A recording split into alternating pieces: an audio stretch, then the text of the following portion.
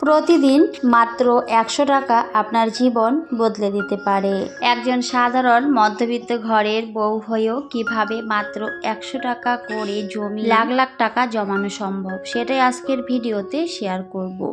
আশা করছি ভিডিওটি সবার কাছে অনেক বেশি ভালো লাগবে আর অবশ্যই উপকারে আসবে।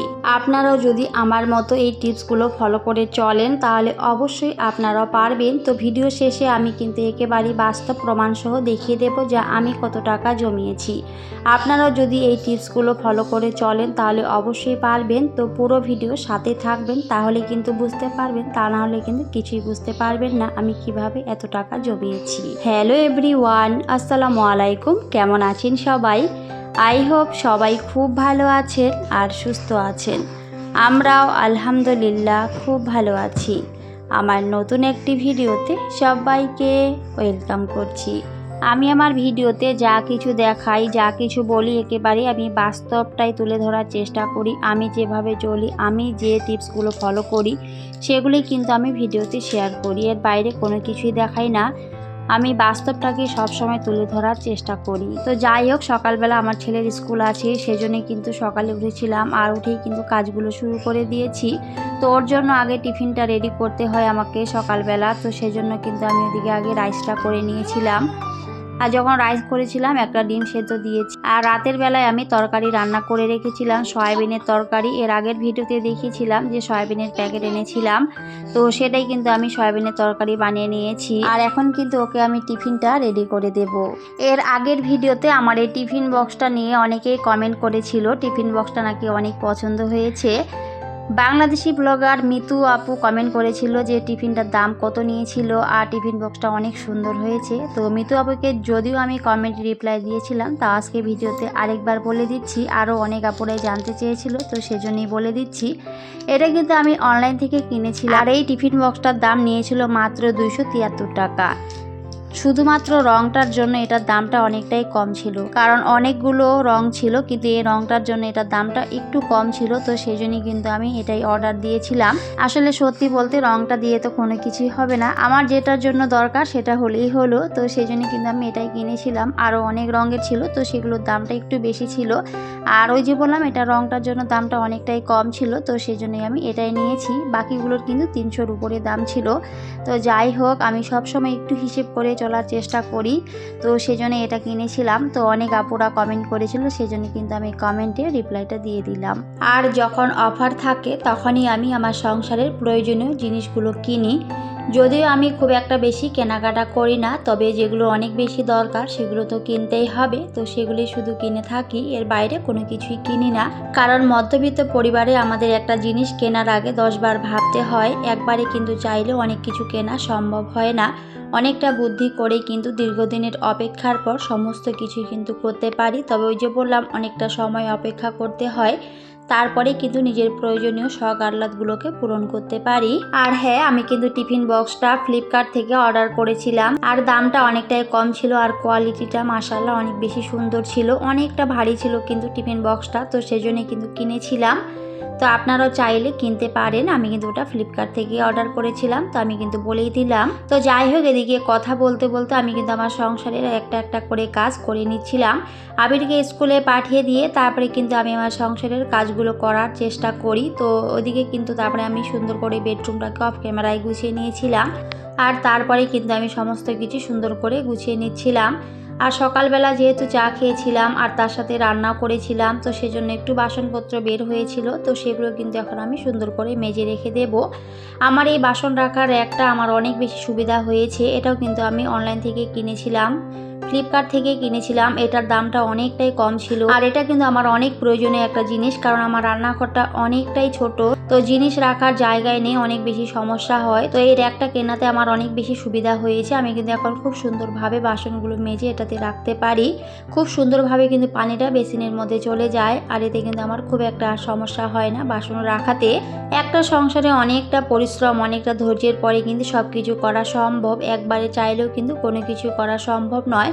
তবে সেটার জন্য আপনার অনেক বেশি পরিশ্রম করতে হবে, অনেকটা ধৈর্য ধরে চলতে হবে, আর অবশ্যই আপনাকে টাকা জমিয়ে রাখতে হবে।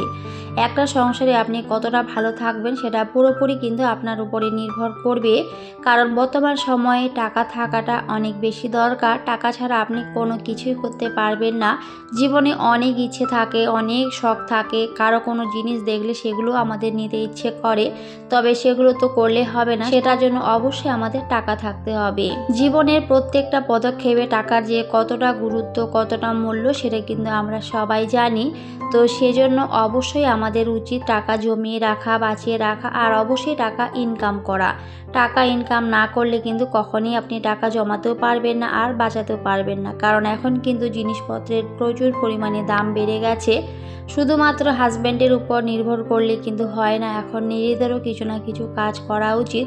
আর এখন কিন্তু গৃহিণীরা সবাই অনেক বেশি বুদ্ধিমতী হয়ে গেছে, সবাই কিন্তু অনেক কিছুই করছে, নিজেরা ইনকাম করছে, অনেকে অনলাইনের মাধ্যমে ইনকাম করছে, অনেকে অফলাইনেও ইনকাম করছে। এখন কিন্তু সবাই স্বাবলম্বী হওয়ার চেষ্টা করে, তবে একজন গৃহিণী চাইলে সব পারে, সবটাই কিন্তু তার বুদ্ধি আর পরিশ্রমের ফল। বুদ্ধি দিয়ে যে কোনো কাজ করলে অবশ্যই সেটা সম্ভব। আর এখনো পর্যন্ত যারা কোনো কাজ করেন না বা কোনো কিছু এখনো শুরু করেননি, ঘরে বসেই আছেন, তারা চাইলে কিন্তু ঘরে থেকেও অনেক কিছু করতে পারেন। অনেকে অনেক সুন্দর সেলাই পারেন, তারা চাইলে কিন্তু সেলাইয়ের কাজ শুরু করতে পারেন। আবার অনেকে কিন্তু চাইলে এই যে আমার মতো একটা ইউটিউবে চ্যানেল খুলতে পারেন বা ফেসবুকে পেজ খুলতে পারেন। এখন কিন্তু অনলাইন থেকেও সবাই অনেক টাকা আর্ন করছে, তো আপনারাও পারবেন, তবে সেটার জন্য একটু পরিশ্রম করতে হবে। যে কোনো কাজে কিন্তু পরিশ্রম ছাড়া কখনোই সফল হওয়া যায় না, তো সেজন্য পরিশ্রম করুন, দেখবেন অবশ্যই সফল হতে পারবেন। আমি কিন্তু আমার সংসারে সবসময় বুদ্ধি করে চলি, আর অবশ্যই পরিশ্রম করি। পরিশ্রম না করলে কখনোই কোনো কিছুই করা সম্ভব নয়। পরিশ্রমই কিন্তু জীবনে সাফল্যের মূল চাবিকাঠি। আপনি যত বেশি পরিশ্রম করতে পারবেন ততই কিন্তু জীবনে খুব তাড়াতাড়ি সফলতা অর্জন করতে পারবেন, আর এটাই কিন্তু সত্যি। আজকে আমার সংসারে যত কিছু রয়েছে, আমার একটা নিজের বাড়ি রয়েছে, আমার নিজের অনেক ছোট ছোট শখ পূরণ হয়েছে, তো সেটা কিন্তু একবারে কখনোই হয়নি। সেটার জন্য আমাকে অনেকটা পরিশ্রম করতে হয়েছে, আমাকে ধৈর্য ধরে চলতে হয়েছে একটা সংসারে, আর তারপরেই কিন্তু সমস্ত কিছু করা সম্ভব হয়েছে। একবারে চাইলেও কিন্তু সব কিছু করা সম্ভব হয় না। দীর্ঘদিনের অপেক্ষার পর, পরিশ্রমের পর তারপরে কিন্তু সব কিছু করা সম্ভব। তো ওই যে বললাম, সবার আগে জীবনে টাকাটা অনেক বেশি দরকার। যদি একবার আপনি টাকা জমিয়ে রাখতে পারেন, টাকা ইনকাম করতে পারেন, তাহলে অবশ্যই সব কিছুই সম্ভব। আমি তো সব সময় আমার সংসারের খরচ থেকে টাকা বাঁচিয়ে রাখার চেষ্টা করি, নিজে অনেকটা হিসেব করে আমার সংসারটিকে চালাই, অনেকটা বুদ্ধি করে চলি। আসলে একটা সংসারে আপনার বুদ্ধি থাকাটা অনেক বেশি দরকার। বুদ্ধি দিয়ে যদি একটা সংসার চালানো যায় আর পরিশ্রম করা যায়, তাহলে অবশ্যই অনেক বেশি ভালো থাকা যায়। তাহলে কিন্তু খুবই অল্প টাকায় একটা সংসারকে খুব সুন্দরভাবে চালিয়ে নেওয়া যেতে পারে। এখন কিন্তু প্রত্যেকটা জিনিসের প্রচুর পরিমাণে দাম বেড়ে গেছে, তো সেই জন্য অবশ্যই একটু বুদ্ধি করে আমাদের চলা উচিত। তো যাই হোক, এখানে আমার সংসারের কিছু প্রয়োজনীয় বাজার করা হয়েছে। তো তেলটা অনেক বেশি দরকার, তো একবারে কিন্তু ওখানে 3 প্যাকেট তেল আনা হয়েছে, আর তার সাথে 1 পাতা ডিম এনেছিলাম। তো ডিমটা কিন্তু কয়েকদিন আগে এনেছিলাম, তো কিছুটা ডিম আবার সেখান থেকে বের করে আমি রান্নাও করেছিলাম। ওই যে সময়ের অভাবে এখন অনেক কিছু কাজ কিন্তু করতে পারি না, কারণ যেহেতু ছোট বেবি, তো ওকে নিয়ে কিন্তু সংসারে অনেকটা আমাকে চাপের মধ্যে থাকতে হয়। আসলে একা সংসার বলে কথা, একা সংসারে কিন্তু অনেক দায়িত্ব থাকে, তো সব দায়িত্বগুলো আমাকেই মেনটেন করতে হয়। সেজন্যই কোনো সময় কাজগুলো এলোমেলো হয়ে যায়, তো সময়ের কাজটা সময়ে আর করা হয় না। তো আজকে কিন্তু ফাইনালি আমি ডিমগুলো ভালো করে পরিষ্কার করে নেব। পরিষ্কার করে কিন্তু ফ্রিজে রেখে দেব, কারণ ডিমে অনেক নোংরা থাকে, তো নোংরা অবস্থায় যদি আমি ফ্রিজে রাখি তাহলে কিন্তু বিভিন্ন রোগ ব্যাধি হতে পারে, আর রোগ ব্যাধি হওয়া মানে কিন্তু ডাক্তারের কাছে যেতে হবে। আর ডাক্তারের কাছে গেলে তো জানেনই কত টাকা খরচ হয় বর্তমান সময়ে। আগে ডাক্তার দেখাতে গেলে সবার আগে রিপোর্ট করতে হবে, আর এক একটা রিপোর্ট করতে যে কত টাকা দরকার হয় সেটা কিন্তু আমরা কম বেশি সবাই জানি। তো সেজন্য আমাদের উচিত যাতে আমাদের রোগ ব্যাধি না হয় সেদিকে নজর রাখা। কিভাবে ভালো থাকবো সেই বিষয়গুলো কিন্তু একজন গৃহিণীরই দায়িত্ব। আমরাই কিন্তু পারি সংসারের মানুষগুলোকে ভালো রাখতে, রোগ ব্যাধি থেকে মুক্ত রাখতে। তো সেজন্য ছোট ছোট এই কিছু টিপস মেনে চললেই কিন্তু সংসারের খরচ থেকে আমরা অনেক টাকা বাঁচাতে পারি। আর আমি যেহেতু একবারে বাজারগুলো, আর আমি কিন্তু সব সময় 1 পাতা ডিম নিয়ে আসি। 1 পাতা ডিম ডিম কিনতে গেলে কিন্তু সেখানে আমার অনেকটাই কম পড়ে। এমনি যদি আমি ডিম কিনতে যাই সেখানে কিন্তু প্রত্যেকটা ডিমে আমার 1 টাকা করে বেশি পড়ে। তো এখানে 30টা ডিম আমি কিনেছি এক পাতা, তো 30টা ডিমে কিন্তু আমার কাছে 30 টাকা বেশি নিয়ে নিত আমি যদি এমনি দোকানে সেগুলো কিনতে যেতাম। তো যেহেতু আমি পাইকারি দোকান থেকে ডিমগুলো কিনেছি, তো সেই জন্য কিন্তু এখানে আমার এই যে এক পাতা ডিমে আমার 30 টাকা সেভ হয়েছে। তো এই 30 টাকা কিন্তু ছোট ব্যাপার না, আসলে ছোট ছোট সঞ্চয় থেকে বড় কিছু করা সম্ভব। এই 30 টাকা করে যদি সংসার থেকে প্রতিদিন সেভ করা যায় তাও কিন্তু একটা সময় সেখান থেকে অনেক টাকা হয়ে যাবে। তো এই যে 30 টাকা থেকেও কিন্তু একটা সময় সেখানে 1 লাখ টাকাও হতে পারে। তো সেজন্যই কিন্তু অবশ্যই একটু বুদ্ধি করে চলা উচিত। আর তার সাথে কিন্তু আমি 3 প্যাকেট তেল নিয়ে এসেছিলাম। একবারে যদি এভাবে জিনিসগুলো আনা যায় পাইকারি দোকান থেকে তাহলে কিন্তু অনেকটাই টাকা সাশ্রয় হয়। ওই যে বললাম এমনি দোকানে কিনতে গেলে অনেকটাই টাকার দরকার হয়, তো সেজন্য অবশ্যই আমাদের পাইকারি দোকান থেকে জিনিসগুলো আনা উচিত, তাহলে একটু হলেও কিন্তু টাকা বাঁচাতে পারবো সংসারের খরচ থেকে। এখন কিন্তু প্রত্যেকটা জিনিসের প্রচুর পরিমাণে দাম, তো সেজন্য একটু হিসেব করে আমাদের চলা উচিত। তো যাই হোক, এদিকে আমি কাজ করছিলাম আর আমার মেয়ে তো কি বলবো প্রচুর পরিমাণে দুষ্টুমি করে। এখন কিন্তু ও হাঁটা শিখে গেছে। তো অনেক আপুরা কমেন্ট করে, তো আমারও বেশ ভালো লাগে। আমার সোনাটার জন্য সবাই দোয়া করে, তো সবাই আমার সোনাটার জন্য আরও অনেক অনেক দোয়া করবেন। ও কিন্তু এখন হাঁটা শিখে গেছে, তবে এখনও পুরোপুরি ভালোভাবে শেখেনি, মোটামুটি শুধু হাঁটতে পারে। তো কিন্তু আমার কাজ বাড়িয়ে দেয়, আমি যতই গুছিয়ে রাখি না কেন ও কিন্তু সমস্ত কিছু এলোমেলো করে রাখে। একবার আটা ঘরে, একবার ড্রয়িং রুমে, কি বলবো এরকম করে কিন্তু চলতে হয় ওকে নিয়ে। অনেকটা ব্যস্ততায় কিন্তু আমার দিনগুলো কাটে। তো সবাই আমাদের জন্য অনেক অনেক দোয়া করবেন, আমার সোনাদের জন্য সবাই দোয়া করবেন যেন ভালো থাকে, সুস্থ থাকে। তো যাই হোক, আমি কিন্তু ভিডিও শুরুতে বলেছিলাম যে প্রতিদিন 100 টাকা আপনার জীবন বদলে দিতে পারে। সত্যি বলতে এই 100 টাকা থেকে কিন্তু একটা সময় লাখ লাখ টাকা সঞ্চয় করা সম্ভব।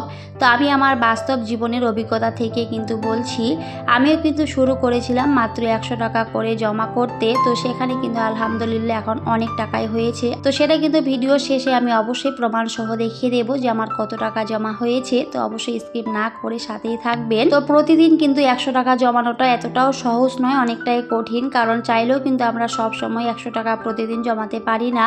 তো যাই হোক, আমার হাজব্যান্ড আমি দুজনে বুদ্ধি করে কিন্তু এভাবে প্রতিদিন 100 টাকা করে জমিয়ে রাখি, যেটা আমার মেয়ের জন্য অনেক বেশি উপকারে আসবে একটা সময়। আর এই টাকাটা অবশ্যই আমার মেয়ের জন্যই কিন্তু আমি জমা করি। আমার আগের ভিডিওগুলোতেও হয়তো আমি বলেছিলাম, এটা কিন্তু আমার মেয়ের জন্যই আমি জমা করছি। এটা দিয়ে কিন্তু ওর জন্য আমি সোনার গয়না বানিয়ে রেখে দেব। আর এখন কিন্তু সোনার প্রচুর পরিমাণে দাম, আর জানি না ভবিষ্যতে আরও কত দাম বেড়ে যাবে। তো সেজন্য যদি এখন থেকে একটু হলেও কিনে রাখা যায় তাহলে কিন্তু পরবর্তীতে আমার অনেক বেশি উপকার হবে। আসলে সোনার দাম কিন্তু দিন দিন বেড়েই চলেছে, তো জানি না ভবিষ্যতে কত হতে পারে। তো এখন যদি একটু কিনে রাখি তাহলে কিন্তু অনেক বেশি আমারই সুবিধা হবে পরবর্তীতে। আর যেহেতু ঘরে মেয়ে রয়েছে, তো অবশ্যই মেয়ের জন্য একটু কিন্তু সোনা বানিয়ে দিতেই হবে। তো সেজন্য কিন্তু একটু একটু করে আমি ওর জন্য ওখানে টাকা জমাচ্ছি। তো প্রতিদিন কিন্তু আমি 100 টাকা করে জমা করি। তো আমার হাজবেন্ড কিন্তু ওই টাকাটা দেয়, আর যখন ওর কাছে থাকে না তখন কিন্তু আমি দিয়ে থাকি। তো যাই হোক, আমি কিন্তু এখানে প্রমাণ সহ দেখিয়ে দিয়েছি যে আমার কত টাকা জমা হয়েছে। আর এটা কিন্তু 6 তারিখের মেসেজ এসেছিল, তো সেটাই কিন্তু দেখিয়েছি। তো যাই হোক, এই 20,000 থেকেও কিন্তু একটা সময় সেখানে 20 লাখ টাকা পর্যন্ত জমানো সম্ভব। তো সবটাই কিন্তু অবশ্যই পরিশ্রম করে করতে হবে। তো অনেক কথা বলেছি, কোনো ভুল ত্রুটি হলে সবাই ক্ষমা সুন্দর দৃষ্টিতে দেখবেন। সবাই খুব ভালো থাকবেন, সুস্থ থাকবেন। সবাইকে টাটা, আল্লাহ হাফেজ। দেখা হবে পরের অন্য কোনো একটি ভিডিওতে।